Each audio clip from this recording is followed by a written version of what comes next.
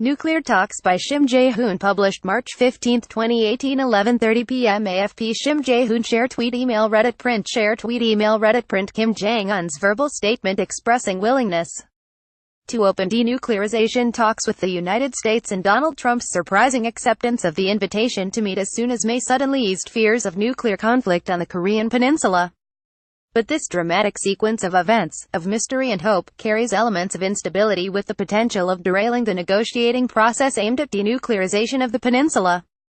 North Korea's record of duplicity inspires little trust in this latest proposal, and Kim's nuclear and missile capability has moved too far along to think that he might negotiate it away for a price. Given endless tensions emanating from the unpredictable regime for 2 decades, it's inconceivable that Washington or Seoul would accept a partial settlement leaving North Korea's nuclear arsenal frozen, if not defanged. Kim's statement follows the peaceful mood of the Pyeongchang Winter Olympic Games and the U.S. ignoring Kim's bid for dialogue. So, Kim moved from supporting the China-endorsed double freeze formula, a proposition under which he would suspend nuclear and missile tests in exchange for the U.S. halting annual military exercises, to the U.S. demand for outright denuclearization. His goal is in question, whether this is another trap for buying time or whether the nation is buckling under U.S.-led global economic sanctions. Japanese officials suggest that increasingly effective sanctions, including marine interdiction operations against ship-to-ship oil transshipments involving Chinese vessels, have forced Kim to change his strategy. Tightening sanctions on his puny economy is not the only factor. The Trump administration's tough stance, in which military options figure prominently, with the United States considering preemptive or surgical strikes at the North's major targets, has sobered Kim. The United States has deployed numerous strategic assets such as aircraft carriers and nuclear-capable stealth fighters capable of flying deep into the North's territory. Trump's threat to rain fire and fury on the regime may have had the desired effect of forcing Kim rethink his options. Many South Korean experts suggest that the North is highly sensitive to the kind of saber-rattling it uses for propaganda. The North fears an attack so much so that Kim has bolstered his personal security teams against a decapitation attempt. For a regime that devotes time to reading Washington tea leaves, the exodus of U.S. diplomats opposing the use of force likely did not escape Kim's attention. Still, Kim's proposal on denuclearization is long on propaganda and short on substance. Ambassador Chung Eui-yong, President Moon Jae-in's chief national security advisor who led a 5-member delegation to Pyongyang, sat for 4 hours with Kim, taking notes but not engaging in probing conversation or raising hard questions on the 5-point proposal. Over dinner, Kim said he was willing to talk denuclearization with the United States, would suspend nuclear and missile tests while talks were underway, and would not mind "understand" is the term he used, the United States and South Korea proceeding with scheduled military exercises as talks continued. Summing up the discussion, he repeated the standard propaganda line that there is no reason for the North to maintain its nuclear arsenal if military threats against it were removed, and security of his regime guaranteed. As U.S. Vice President Mike Pence is said to have reacted, Washington is being shown the same old movie again. In Seoul, independent analysts are dismayed that neither Chung nor others at the dinner probed Kim for details, such as whether he is ready to accept inspections of nuclear facilities. The key issue is not declaration of intent, and Chung left Kim off the hook, according to Korea University professor Kim Sung-hun, who has spent decades studying North Korea. The devil is in the details, and the North has a history of reneging on promises by rejecting inspection and verification. The U.S. insists on a complete formula called CVID, complete, verifiable, irreversible denuclearization. From the 1992 Inter-Korean Basic Treaty to the 1994 Agreed Framework and the 2005 Six-Party Agreement, North Korea has broken every agreement on its denuclearization accords. Surprisingly, neither Chung nor Soo-hoon, Seoul's national intelligence chief, also at the dinner, asked for a formal, documented statement affirming Kim's talking points. They jotted down his statements by hand in a notebook, the only record on which to base Kim's remarks, leaving room for later repudiation.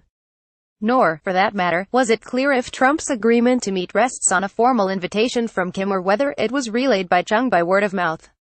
South Korea's security was relegated to footnote status as Kim and the envoys spend most of the time talking about U.S.-North Korean relations. Almost a sob to Seoul, Kim said he would meet with Moon in April at the Panmunjom Armistice Village, what would be his first face-to-face talk with a South Korean leader. Almost tongue-in-cheek, Kim said the North would refrain from attacking the South with nuclear or conventional weapons, a moot point given the U.S.-South Korean alliance. No apology was made for the North Korean torpedo attack in 2000 that sank the South Korean Navy corvette with 46 men or a subsequent artillery barrage against Pyongyang Island killing civilian farmers. For the moment, Kim appears set on resuming contact with Seoul to fight the tightening economic sanctions expected to cost his regime up to 90% of its export earnings from coal, fish and textiles. China's half-hearted participation makes resumption of ties with Seoul more pressing. With each missile launch costing tens of millions of dollars, the North is desperate for cash to buy parts and food. According to a Brookings Institution analysis, Kim is in dire straits after directing no fewer than 84 missile launches and 4 underground nuclear tests since 2012, with the last nuclear test thought to be a thermonuclear or hydrogen type of bomb. Ironically, South Korea's 2 decades of détente policy and aid programs worth $10 billion, including a $500 million bribe Kim Dae-jung paid Kim Jong-il for 2000 summit talks, have inadvertently helped fund the North's nuclear program, according to some estimates. South Korea virtually stopped the North's collapse with its economic aid, is the assessment by Wang Jang-yop, a top North Korean party figure who escaped to Seoul in 1997. Much about this rushed and haphazard meeting remains a mystery. The North has not informed its 25 million people about the proposed summit, and many South Koreans worry about Trump pouncing on an ill-advised deal. Probably in response to such concerns, Soo-hoon said during a newspaper interview that Seoul will be in the driver's seat on the summit process, but that questions like withdrawal of U.S. troops from South Korea or proposed changes in the current alliance structure will not be the subject of concessions. Kim may not accept such limits.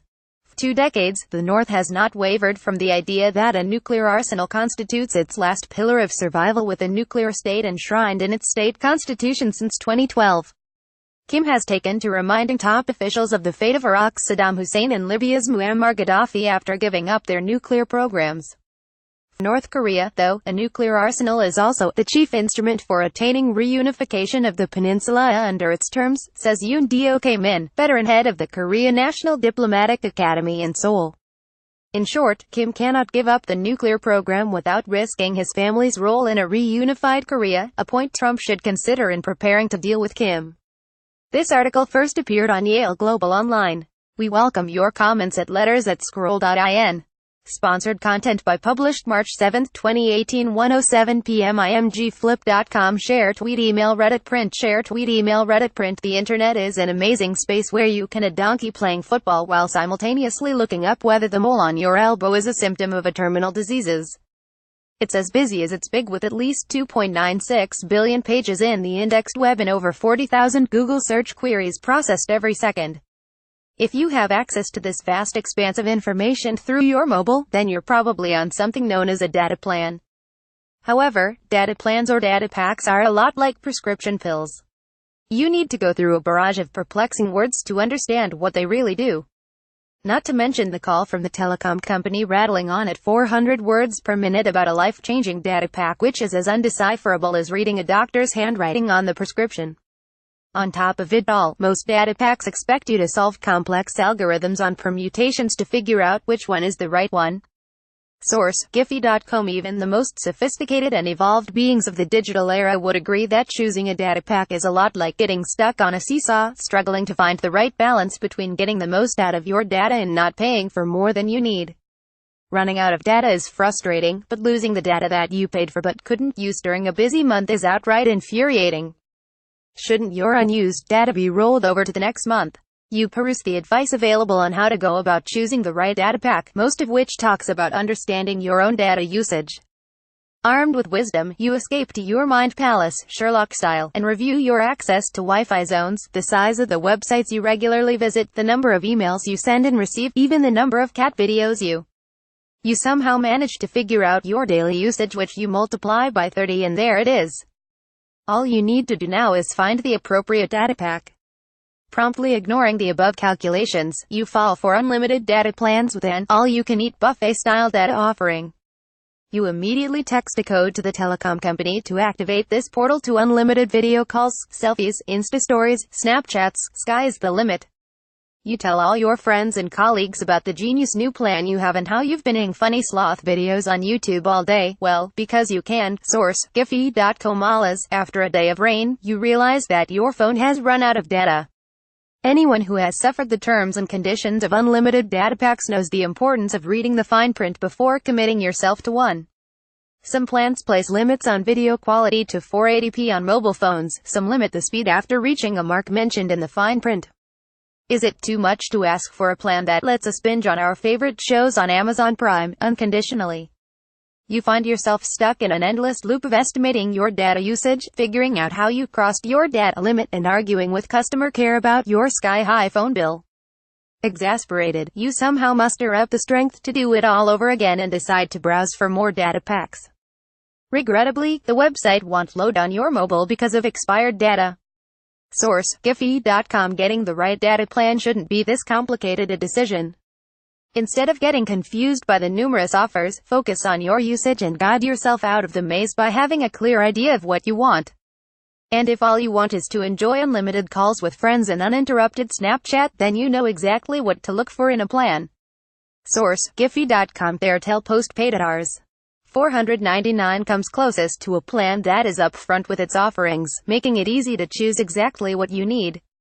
One of the best-selling Airtel postpaid plans, the Rs. $499 pack, offers 40 GB 3G, 4G data that you can carry forward to the next bill cycle if unused. The pack also offers a 1-year subscription to Amazon Prime on the Airtel TV app. So, next time, don't let your frustration get the better of you. Click here to find a plan that's right for you. Source, Giphy.com. This article was provided by the Scroll marketing team on behalf of Airtel and not by the Scroll editorial team.